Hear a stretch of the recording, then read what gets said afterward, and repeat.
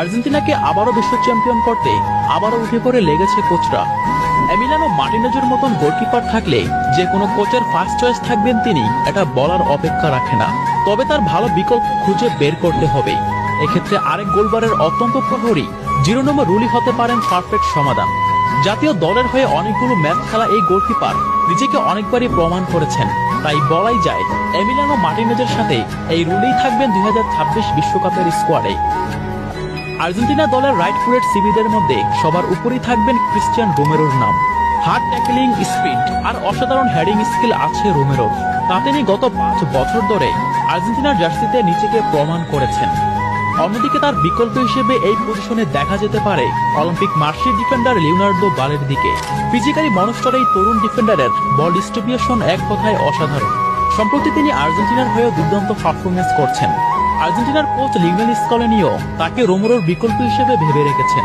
সবকিছু ঠিকঠাক থাকলে 2026 বিশ্বকাপের স্কোয়াডে থাকবেন তিনি, এটা এক প্রকার নিশ্চিত। লেফট ফুটেড সিবিদের মধ্যে বিশ্বের অন্যতম সেরা একজন ডিফেন্ডার হলেন লিসান্দ্রো মার্টিনেজ। অ্যাগ্রেসিভ আর দুর্দান্ত ট্যাকলিং তাকে বিশ্বসেরাদের কাতারে নিয়ে গেছে। এছাড়াও তার মতন বল প্লেইং ডিফেন্ডার বর্তমানে খুব কমই আছে। ইনজুরি মুক্ত আর সম্পূর্ণ ফিট থাকলে আর্জেন্টিনা দলের প্রথম চয়েস ডিফেন্ডার হিসেবে 2026 বিশ্বকাপ খেলবেন লিসান্দ্রো মার্টিনেজ। এছাড়াও আছে প্রিমিয়ার লিগে খেলা মার্কো সেন্সির মতন ডিফেন্ডার, যিনি বর্তমানে তুমুল ফর্মে আছেন। এমন ফর্ম যদি ধরে রাখতে পারেন তাহলে স্কাউনের স্কোয়াডে টিকে যেতে পারেন তিনি। রাইট ব্যাকে লিওনেল স্কাউনের আস্থা নাহুয়েল মোলিনার উপর। একই সাথে ডিফেন্ডিং কিংবা ওভারল্যাপিং আর ক্রস করে আর্জেন্টিনা দলের অন্যতম গুরুত্বপূর্ণ সদস্য হয়ে উঠেছেন তিনি। তাই 2026 বিশ্বকাপে তার উপরই আস্থা থাকবে স্কালোনির।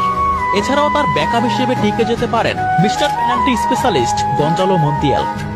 লেফট ব্যাক নিয়ে কিছুটা দুশ্চিন্তায় রয়েছেন স্কালোনি, তবে এই পজিশন নিয়ে ইতিমধ্যে কাজ শুরু করে দিয়েছেন আর্জেন্টিনার কোচিং স্টাফরা।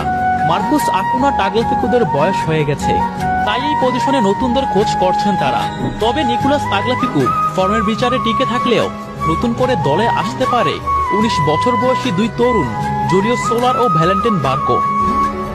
ডিফেন্সিভ মিডে স্কালোনির তুরুপত্রাস এনজো ফার্নান্ডেসের সাথে যোগ হতে পারে অ্যালেন ভারেলার নাম।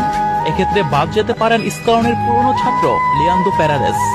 অন্যদিকে সেন্ট্রাল মিডে বরাবরের মতোই থাকবে রদ্রিগো দি পলের নাম। তার বিকল্প হিসেবে থাকবেন বায়ার লেভারকুসেন মিডফিল্ডার এজিকাল প্যালাসিউস। সেম প্রোফাইলের আরেকজন মিডফিল্ডার হলো অ্যালেক্সিস ম্যাক অ্যালিস্টার। কাতার বিশ্বকাপে দুর্দান্ত পারফরমেন্স করা এই মিডফিল্ডারকে ছাড়া বর্তমানে আর্জেন্টিনার স্কোয়াড ভাবাই যায় না। এছাড়াও আছে জিওভানি লোপেসের মতন অভিজ্ঞ মিডফিল্ডার, যারা প্রত্যেকে 2026 বিশ্বকাপের স্কোয়াডে থাকবেন। অ্যাটাকিং মিডে কিছু নতুন প্লেয়ার আসতে শুরু করছে আর্জেন্টিনায়। পরীক্ষিত থিয়াগো আলমাদা তো আছেনই, সাথে আছেন আরেক প্রতিভা সম্পূর্ণ মিডফিল্ডার নিকোলাস পাজ। যদি ফর্মের ধারা ঠিক রাখতে পারে তাহলে চমক হিসেবে 2026 বিশ্বকাপে আর্জেন্টিনার স্কোয়াডে তাকে দেখা যেতে পারে। সম্পূর্ণ ফিট থাকলে আর্জেন্টিনার রাইট উইঙ্গার দায়িত্বে থাকবেন কাপ্তান লিওনেল মেসি। আর মেসি বর্তমানে যেভাবে এগোচ্ছেন তাতে এক প্রকার নিশ্চিত যে তিনি আরও একটি বিশ্বকাপ খেলে তারপর অবসর নেবেন। আনহেল দি মারিয়া যেহেতু বিদায় নিয়েছেন, তাই এই পজিশনে মেসির বিকল্প হিসেবে থাকবেন পাওলো দিবালা। এছাড়াও আছে ফাকুন্দো বুইনোনুসকে, মাথিয়াস সোলের মতন তরুণ উদীয়মান ফুটবলার, যারা ফর্মের ধারা বজায় রাখতে পারলে 2026 বিশ্বকাপের স্কোয়াডে ডাক পেতে পারেন। লেফট উইং নিয়ে আর্জেন্টিনাকে আর কোনো চিন্তাই করতে হবে না। বর্তমান বিশ্বের সেরা তরুণ উইঙ্গার আলেহান্দ্রো গার্নাচোর মতন খেলোয়াড় আছে আর্জেন্টিনার হাতে।